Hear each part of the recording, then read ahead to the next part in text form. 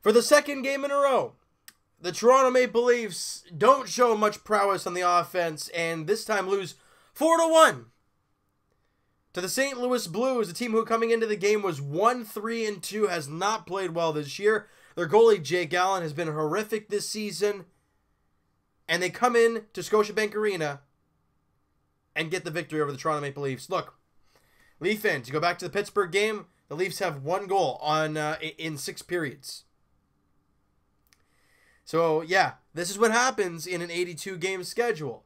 It's great when the team is scoring 7-8 goals a game and kicking everyone's rear end and winning 5 straight.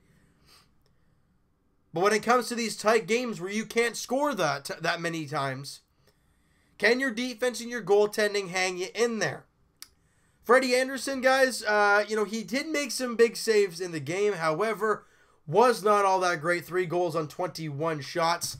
That's not good at all. This game was a ridiculously low shot affair. And the reason why the Leafs only scored the 1 goal. This team had a total of 23 shots. That's to all you guys would be like, well, that's kind of low. That's not a very good, a high number. They had 15 shots in the third period. Do the math. 9 shots total the entire first and second period. Now, credit to the St. Louis Blues for playing a very tight defensive game, but the Leafs could not make crisp passes. They could not make their shots on goal count. They could not get their shots on goal, period.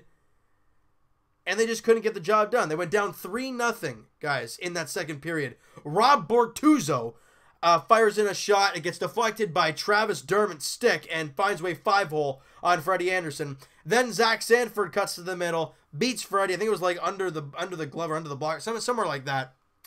And it's 2-0. And then late in the second period, Ryan O'Reilly scores, and it's 3-0 Blues after 2 periods of play. We know this team can score, so the third period, we're like, all right, well, you know what? You get one, the offense might come hot. Morgan Rielly scores .422 in, exactly what you want to see when you're trying to crawl back into the game. Marner and Jake Gardiner grab assists on the play, and we're like, all right, that's what you want to see. Problem is, it's too little too late.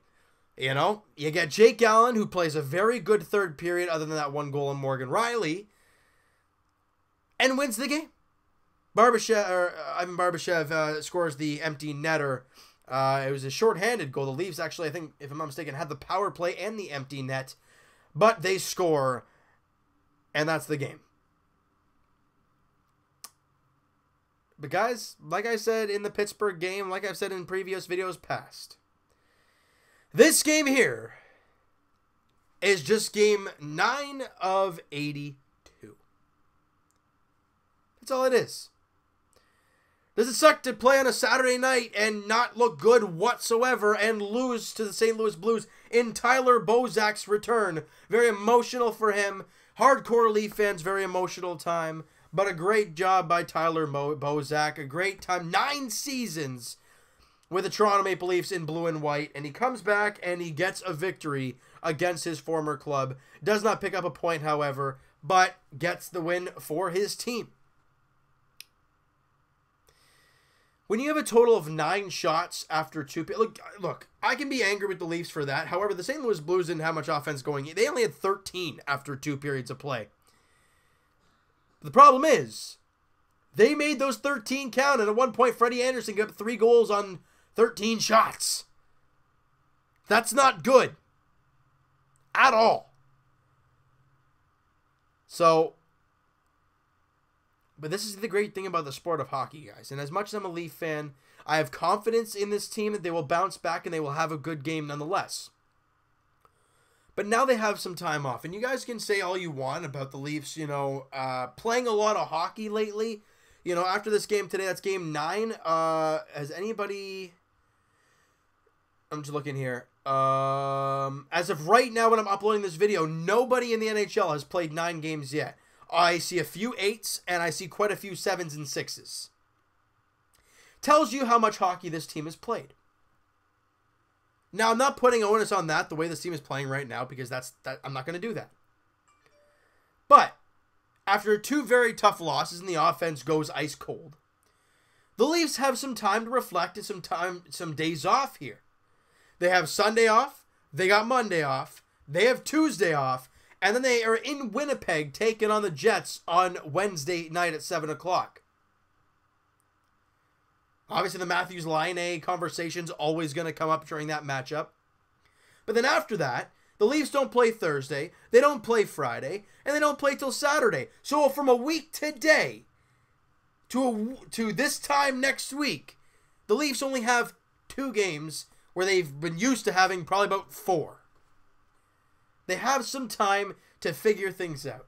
And that's the great thing about the regular season. You're going to have your stretches of playing great hockey. You're going to have your stretches of not playing great hockey. When you're not playing good, you want to get back to the basics, get back to practicing, and get back to getting going again. And that's what this team is going to get back to doing. Coach Babcock, I have faith in him. He will do what he has to do to get this team ready for Wednesday night in Winnipeg. Or at least we think. That's all we can hope for, all right? But, yeah, like I said, guys, Wednesday, Freddie Anderson, Connor Hellebuck, the expected starters in that game. And if you want to look at the Leafs, you want to look at Winnipeg, look, they had a slow start to their season, but they've won 2 straight games. They're playing better. Connor Hellebuck's been better. And Freddie Anderson, for the most part, other than today's game, has been better. You know, it's going to be a very interesting game on Wednesday night. But the great thing about hockey, guys, like I said before, the Leafs went out there, they beat Chicago, they beat LA, they beat Washington.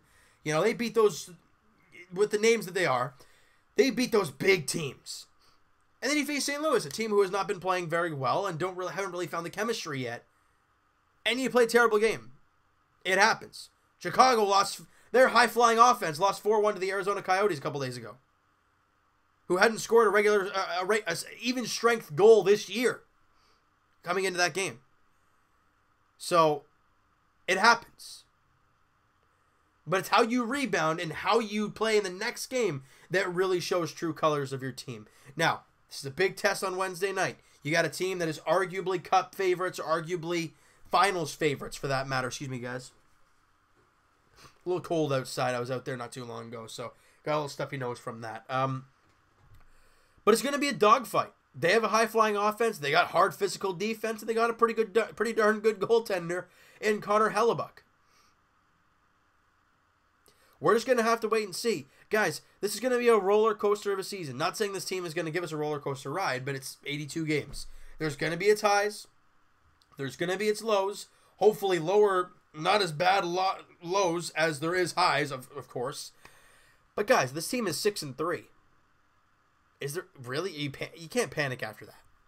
2 losses. They got 1 goal. Oh, well. It happens.